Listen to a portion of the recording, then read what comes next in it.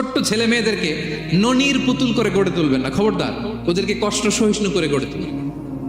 আপনি থাকতেই কষ্ট করা শিখান, তার জীবনটা স্মুথ হবে, তার ক্যারিয়ারটা ব্রাইট হবে, তার ভবিষ্যৎটা সুন্দর হবে।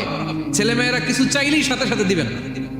অনেক বাবা মা আছে এত আদর করে, এত বেশি আহ্লাদ করে, যা চায় তাই দেয়, পরে হিতে বিপরীত হয়, ঠিক কিনা?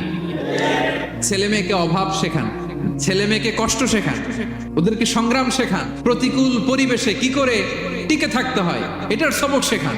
সেদিন লোকমান তাই করলেন, ছেলেদের সবর শিখাইলেন যে বাবা ধৈর্য ধারণ করো, আতঙ্কিত হবা না।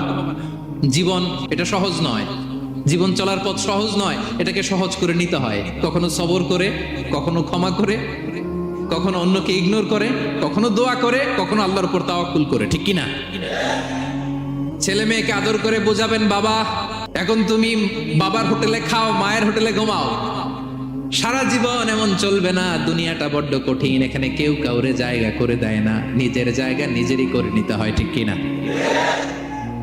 ছোটবেলা থেকেই তাকে দৃঢ় মনোবলের করে তুলতে হবে যে বাবা দুনিয়াটা এত সহজ নয়, এটা সহজ করে নিতে হয়।